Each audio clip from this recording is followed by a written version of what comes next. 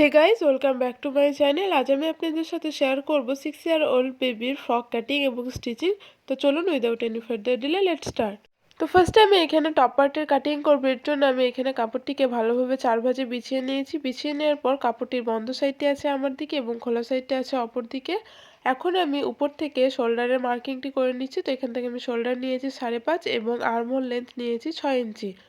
এখন আমি স্কেলের সাহায্যে ভালোভাবে দাগ দিয়ে নিচ্ছি। তো এখানে আমার দাগ দেওয়া হয়ে গেছে। এখন আমি চেস্টের মার্কিংটি করে নিচ্ছি। তো চেস্টটা থাকবে তাকে 4 দিয়ে ভাগ করতে হবে এবং আমি এখানে 1.5 ইঞ্চি রেখেছি এক্সট্রা।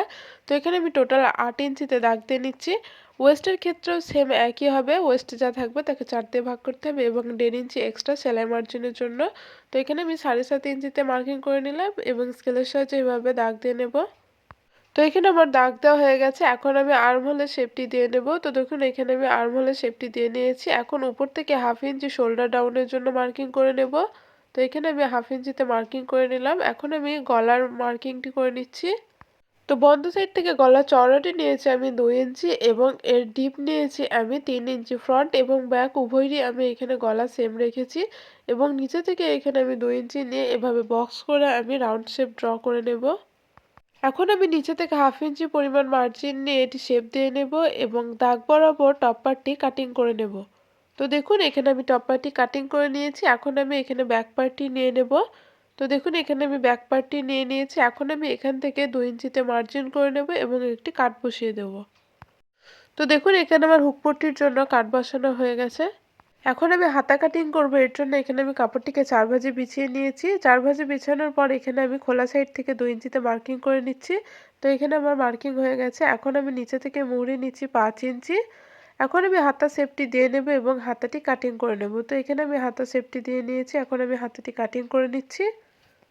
তো এখানে আমার হাতা কাটিং হয়ে গেছে। এখন আমি বটম পার্টের জন্য কাপড় কাটিং করে নেবো। এর জন্য এখানে আমি কাপড়টিকে 2 ভাঁজে বিছিয়ে নিয়েছি। 2 ভাঁজে বিছিয়ে নেওয়ার পরে লম্বাটি নিয়েছি আমি 20 ইঞ্চি এবং চওড়াটি নিয়েছি 34.5 ইঞ্চি। এখন আমি উপরে জয়েন্টটি ছাড়িয়ে নেব। তো এখানে আমি জয়েন্টটি ছাড়িয়ে নিচ্ছি। তো এখানে আমার জয়েন্টটি ছাড়ানো হয়ে গেছে। এখন আমি চলে যাব স্টিচিংয়ে। এখন আমি ব্যাক পার্টে হুক পট্টির ঘরটি তৈরি করে নেব। এর জন্য একটি পট্টি নিয়ে নিয়েছি আমি। এই পট্টিটির চওড়াটি রেখেছি আমি 3 ইঞ্চি এবং লম্বাটি নিয়েছি 3.5 ইঞ্চি। তো পট্টিটিকে ঠিক এভাবে রেখে আমি উপরে একটি স্টিচিং করে দেব। তো দেখুন এখানে আমি স্টিচিং করে নিয়েছি। এখন আমি ছোট ছোট কাট বসিয়ে দিচ্ছি এবং নখের সাহায্যে হালকা প্রেস করে নিচ্ছি। এখন আমি ব্যাক সাইডে টার্ন করে নিলাম। তো ব্যাক সাইডে টার্ন করে নেওয়ার পর হচ্ছে আমি হাতে করে ভালোভাবে সেট করে নিলাম। এখন আমি উপর থেকে একটি টপ স্টিচ বসিয়ে দেব এবং শোল্ডার জয়েন করে নেব। তো শোল্ডার জয়েন করার জন্য এখানে আমি ফ্রন্ট পার্টটি নিয়ে নিয়েছি। তো ব্যাক পার্টটির উপরে ফ্রন্ট পার্টটিকে এভাবে উল্টো সাইড করে রেখে 1/2 ইঞ্চি পরিমাণ উপর থেকে মার্জিন নিয়ে আমি এখানে শোল্ডার অ্যাটাচ করে নেব।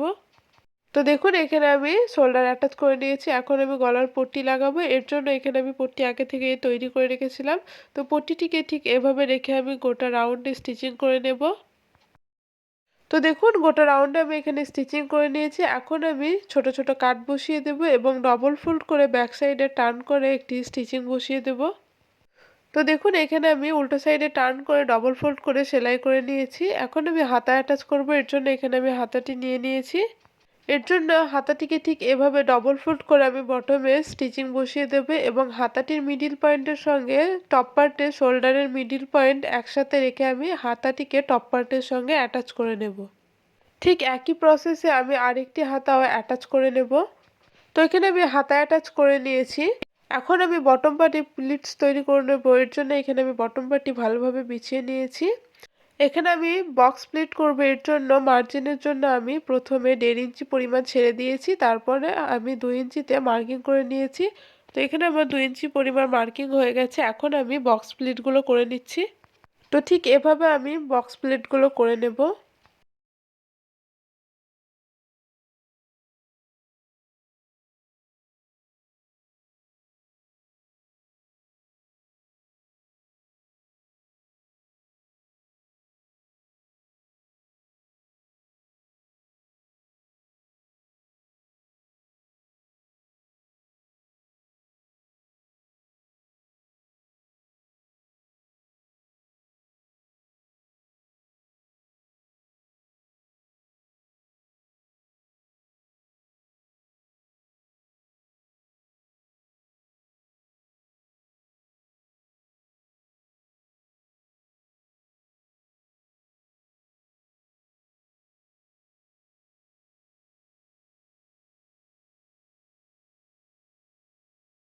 তো ঠিক একইভাবে আমি সমস্ত প্লিটসগুলো করে নেব ওয়েস্টের মাপ অনুযায়ী।